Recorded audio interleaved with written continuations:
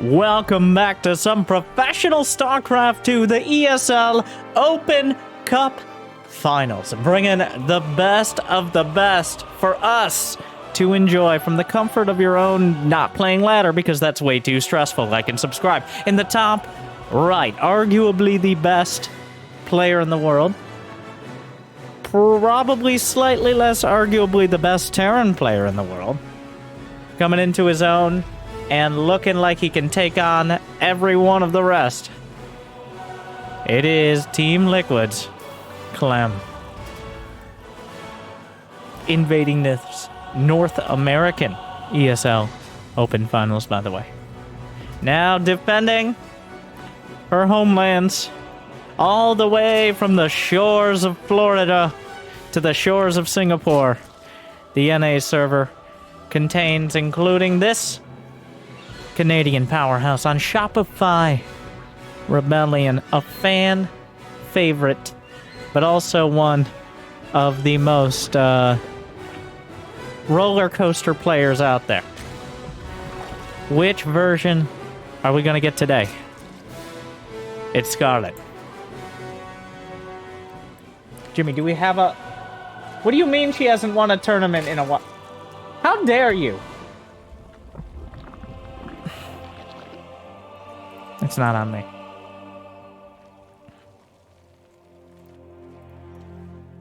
Well, on paper here, Clem is your favorite. I don't know if there are any players in the world Clem is not favored against. Big game, but the sheer mass of his brain gives him a potential advantage against Clem, as we've seen in other ESL Open Finals. But Clem has been very good at making Zerg players play a game that he was never forced into because he's so young, which is, of course, Minesweeper. As Clem is much younger than broadband internet, I doubt he was forced to amuse himself by whatever games happen to be included with Windows 98. But he has made Minesweeper a constant pastime, especially recently, of Zergs throughout the world. Notably Raynor and Cyril, but almost everyone else as well. He's taken some of those curious builds and made them his own. Of course, combined with immaculate marine micro and nearly perfect macro. There's not many gaps. I think the largest in Zerg versus Terran, I think the largest... Oh, come on with this, Clem. You need to stay. Like, oh, Jesus. Literally,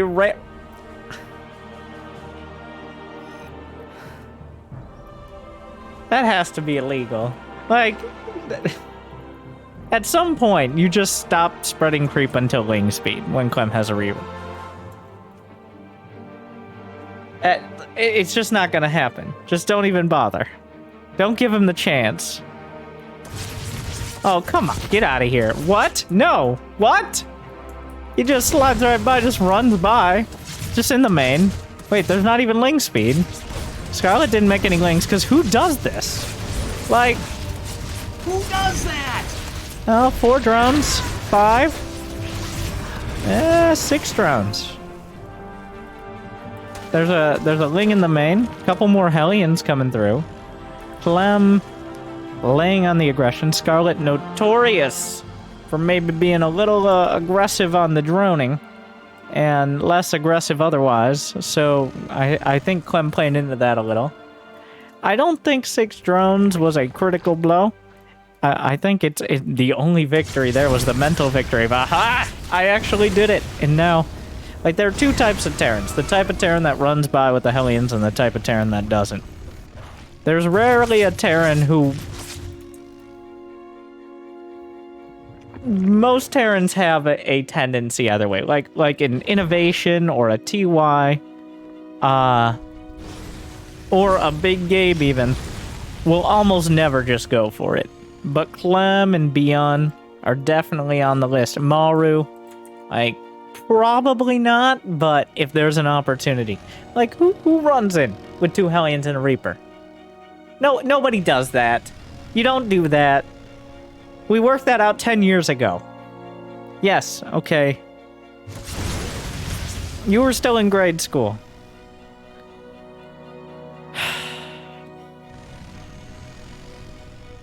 That really sets the tone of the series. Scarlett, well known for creep as well, and honestly doing a pretty good job of it despite the mild setbacks.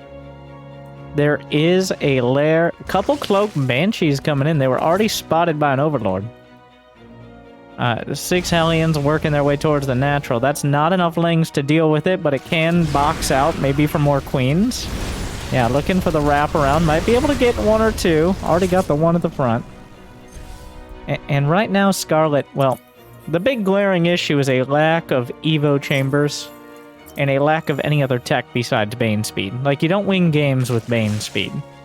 You're not gonna just roll Banelings in and win the game against Clem. Or really against most Terrans. You need a kicker. And Scarlett's gonna add the Spire on with... I gotta point this out again. No evolution chambers. And with no evolution chambers, it almost becomes all in. To be honest, like with +1/+1 finishing for Clem, armory on the way, and that's not a cheeky armory for some silly Hellbat build. No, it is to continue the upgrades and make those mines even more annoying than they already are. Scarlett is going to be entirely reliant on the first. It looks like it's going to be about a dozen mutas in order to swing the game into our favor. And that's a big risk. Well, here we are. Widow Mine negated by a single ling. So far handled. Second one, not as clean, but not terrible.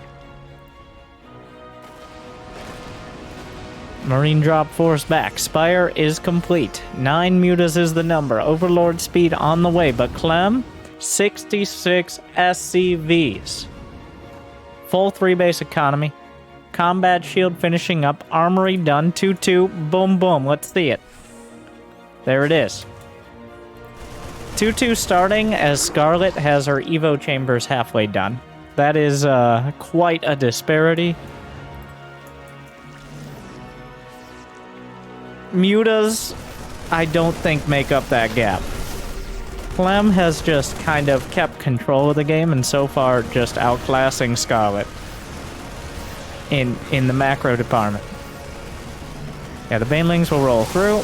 The Marines whittled down. The Hellbats soaking up a surprising amount. The Mutas into the main mineral line. Oh, already losing one. Another one shot down. Another drop. Widowmine unburrowed to micro out. A second Widowmine. A third. The Queen's eating big hits. And the Marines finishing them off. Scarlett down 30 supply in about 30 seconds. The detection's coming back. There you go. Fighting back. Takes down a medevac.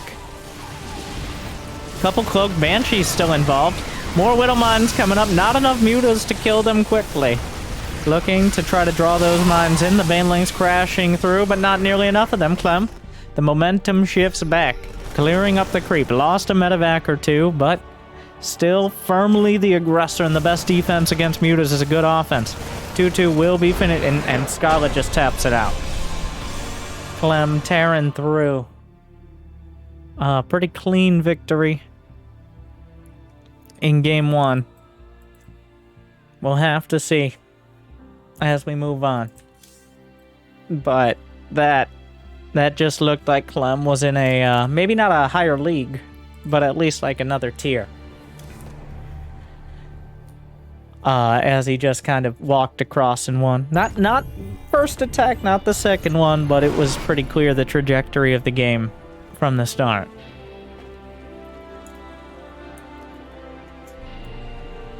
I wonder if he was up against Raynor he runs by with those first 2 Hellions.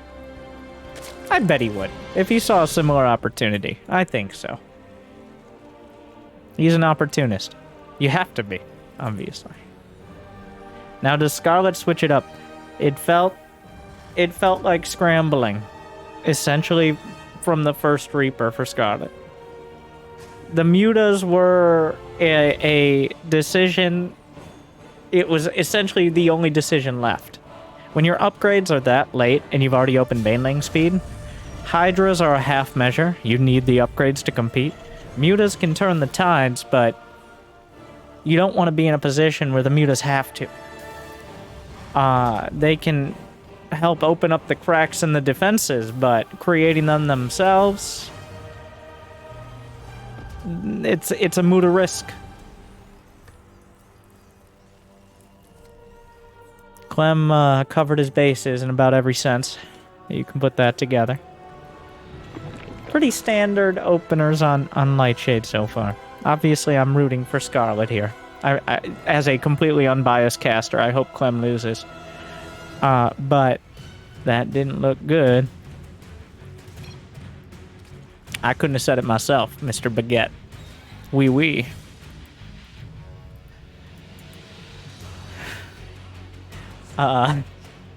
Thank you for chiming in. Of course, the French casters at O Gaming probably enjoying the meteoric rise of Clem, I'm sure, over the past couple years. A very enthusiastic bunch, if I do say so myself.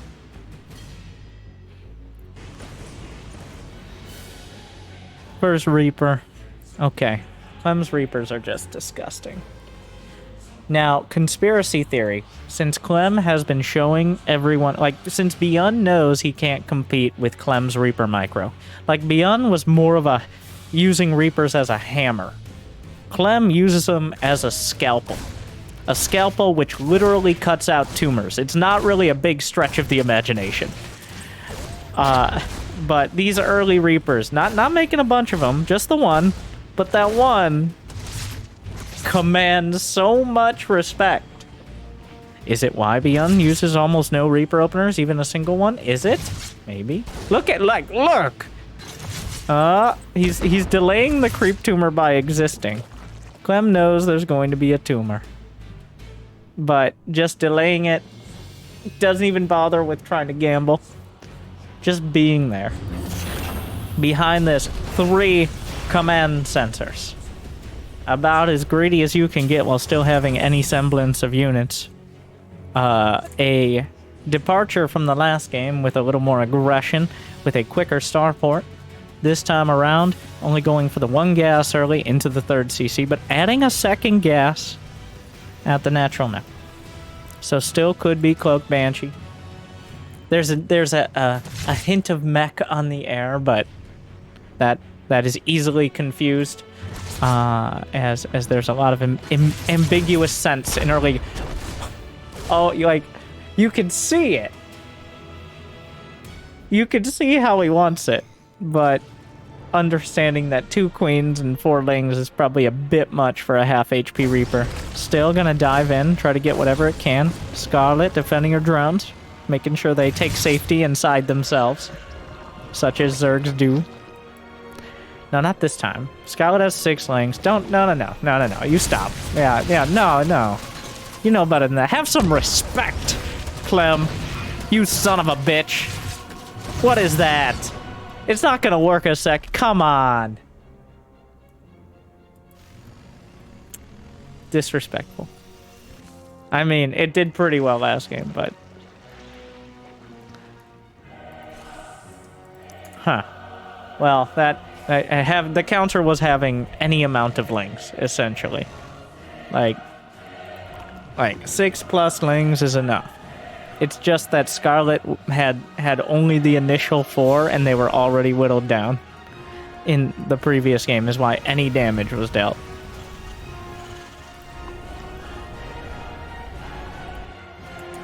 It's still going to be Cloak Banshee. Remember that time Scarlett went Burrow? Yes. It's right now. Burrow early. We've been seeing this a little more. Rogue has been using it. I still haven't seen it be useful. I think Burrow is most useful as a scouting tool, where you can, like, deny bases, you can just have burrowed lings, things that can't be killed as easily as, say, overlords. Clem looking for... He knows queens. Just give him a tap on the... Would you get off our creep? You and what army?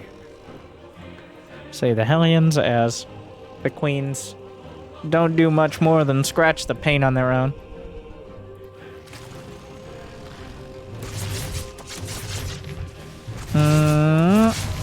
The Zerglings make their way around Clem. Like, he moves so dangerously.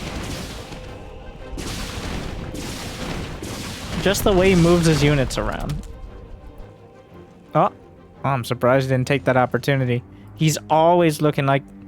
I'm trying to keep up on the mini-map here. Scarlett almost caught out of position. Clem doesn't commit the Hellions. At this point, I think he's going to wait more for Hellman, so little... loses a Banshee, but already denied the 4th with the Banshee, by the way. He's hunting the Lings on the creep, which is a bold move. Another round of Lings coming out. Get the wrap around. Clem biting off a little more than he could chew, and he gets chewed up in turn.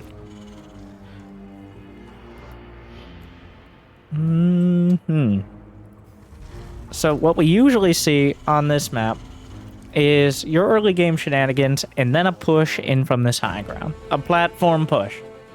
The rush distance is relatively short. These rock choke points are surprisingly effective. Sometimes tanks get involved as well, and it looks like Clem going to be sending out these units. This time Scarlett did go for the 1-1 as opposed to any lair attack, but it's still about a minute behind. Scarlett doesn't have a decisive economic advantage. In fact, Clem with mules is about even on minerals. The Marines essentially pre-spread. Widowmine gets a connection on the Queens. There's another hatchery on the opposite side. Another connection draining a lot of that Queen energy. Baneling speed is done, and 1-1 is not for the Marines. Those Widowmines need to be dealt with. There's one more in the corner. Scarlett splitting off to deal with it. Huge Baneling counter, but okay, this is how you wall off the 3rd, guys. Oh, killed maybe one worker. Scarlett losing track of those Banelings. Wow, okay, so that's how you do it. That was about a dozen Banelings for 0 SCVs. Maybe 6 Marines. Banelings cost gas. And as many minerals as a Marine. So, not the ideal trade. Widowmines. Doing Widowmine things. And that means Scarlett maybe looking the other way. No. Paying attention. Clem's going to work this angle as well. Scarlett up to 86 drones. About to finish 1-1. Seconds away. This is the time. Widowmine finds a connection. Takes a bite. The Queen's helping to hold the line. Another scan reveals Lings and Banes, and that's about it. 2-2 started for Clem. Scarlett does not have the gas, as she's all over the Baneling production. Medevacs being sent out yet again. Marines trying to close the distance. 3 mines at a time. 2 factory production. Drilling Claws hasn't started, but I'd imagine once Clem gets the opportunity, that's next on the agenda. Just a bunch of Marines. A beyond-looking game right now. Huge counterattack. Banelings crashing in. There's too many.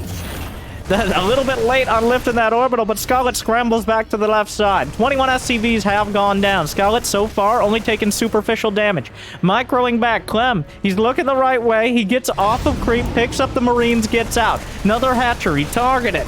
Zerglings late to the party, and there's going to be no one left to celebrate at this hatchery. It does go down, but Scarlett and Clem already queuing up the drop. The Zerglings on the chase. So far, Scarlett has only taken mild damage in return, doing real damage to Clem, but unfortunately another hatchery around the right side, flanked, and, well, not really flanked. There's no, the Marines can shoot any angle. Doesn't take them very long. It's just gone. The hatchery is gone. It's super dead. Macro hatch in the center. Mine drop. Drilling Claw's not done, but that's not going to matter if there's nothing to immediately deal with these. 1, 2, 3, 10 drones. There's still one more mine that wasn't really on top of things. Oh, Lings and Banes crashing into the 4th. Clem's planetary gonna be taken out, but so is every single Zergling, and just like that, Scarlett's supply is gone. 154. Yeah, you can kill SCVs. You can kill bases. But Marines, mines... No, there are no filthy marauders here, and medevacs... How do you actually stop him from tearing through afterwards? There's just not nearly enough defense. 2-2's done. Just for the Marines. There's not enough Lings and Bangs. A beautiful split. A pretty beautiful split. Like, it's good looking. It's like a 7 out of 10. But like a 9 out of 10 if you live in the country kind of split. But Clem just kind of ends up as the only person with any real army supply. And it a little closer, but at the end of the day, Clem rises above. Honestly, both sides a little sloppy around the edges. Scarlett just never really had the army composition to hold it down. Like, if Lings and Banes only get you so far. And at the end of the day, having those Lings and Banes, you need something to back them up. You need hive tech. You need Hydras, Lurkers, Mutalisks, whatever. So...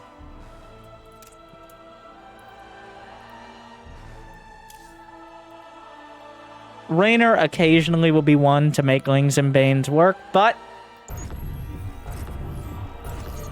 it requires an overwhelming amount of larvae. When you lose hatcheries and or queens, it becomes harder to do so.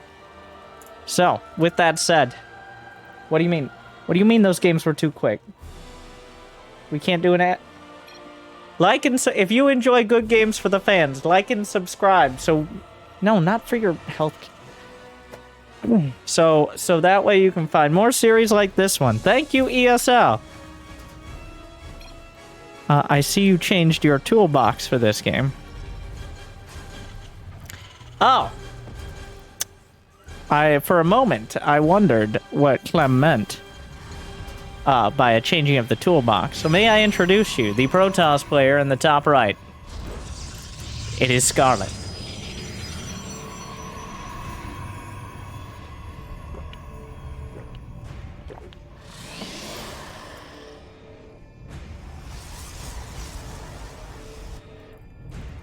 Scarlett not liking her old set of tools. So, and I will say Clem definitely struggles more with Protoss. In my observation, and somewhat statistically, as many Terrans do. But, I mean, if you just look at the forecast, you'll see Terrans complaining about Storm, about any form of an entire water park or splash damage. And this does bring up, like, the rule book, as we've seen before. Wait, you can just change your race? Why don't people just play random or something? Well, because learning to use an entirely different toolbox... Like, would you want your... like, someone who's spent their entire life as an electrician... do you want them fixing your car? It's like, well, they need to change out. They might, like, there are helpful skills, but, like, if you need to do major repairs on your vehicle, maybe you call a mechanic. Well, Scarlett here probably could fix your car, but most players could not. There are a lot of skills that might carry over, but there are a lot of skills, and there's a lot of preparation and knowledge that doesn't. But Scarlett is one of the few players who has both been interested in and found success. There are a surprising amount of pro players who, maybe not as many recently, but in Wings of Liberty especially, there were players who literally had 0 games as any other race. I might reference Kiwion. Kiwion, as you all know, Korean Grandmaster Terran, former GSL player, recently played a show match against Winter who is a pretty mediocre mid-masters player, and he lost as Protoss. Because he just wasn't experienced with his tools. So, that is the kind of situation a lot of players are in. Yes, that will be uploaded. I gotta take any opportunity. I forgot to upload that one. Jimmy! Yes! Any day! What do you mean it's 360p? Ah.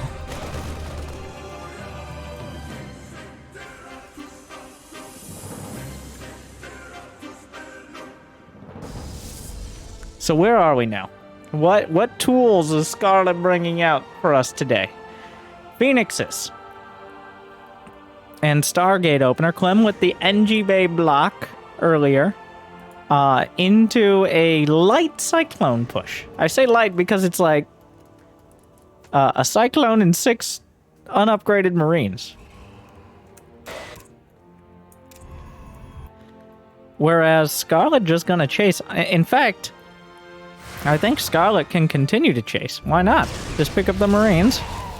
There's not enough units here to really be dangerous. The Adepts definitely changed the equation. The Phoenix is a much more durable choice than... a little lazy on the shades here, for sure. Oh, a bit of a rough set of controls there. The shades not closing the distance. Scarlett with some opportunity to do damage, but... the unfamiliarity with those tools... maybe coming through there a bit. I think Scarlett was surprised Clem had so few units as well. Like, you'd think maybe there's a medevac or a like there's some sort of starport unit coming. Or something other than just a few unstim Marines and a Cyclone, but that's what Clem is so good at, is having essentially exactly, maybe a little less than he needs to do damage. But when you're at this level, you just kind of assume your opponent is not incompetent. I know, right? But, so you're assuming that they have enough, like, they're not going to walk up to your front door unless they can back that up with something. But that was about as close as you get to Clem bluffing there. Like, those are units that could do damage if Scarlett was taking a super quick third, or if she only had an Oracle in the air, but... it definitely was not enough to reliably kill the Phoenixes. Ooh. Ooh. I mean... it could have been better. But does get a Cyclone.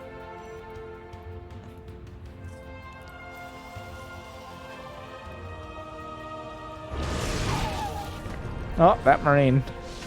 I like how it dies in the air and it just continues floating. Welcome to 2000 atmospheres.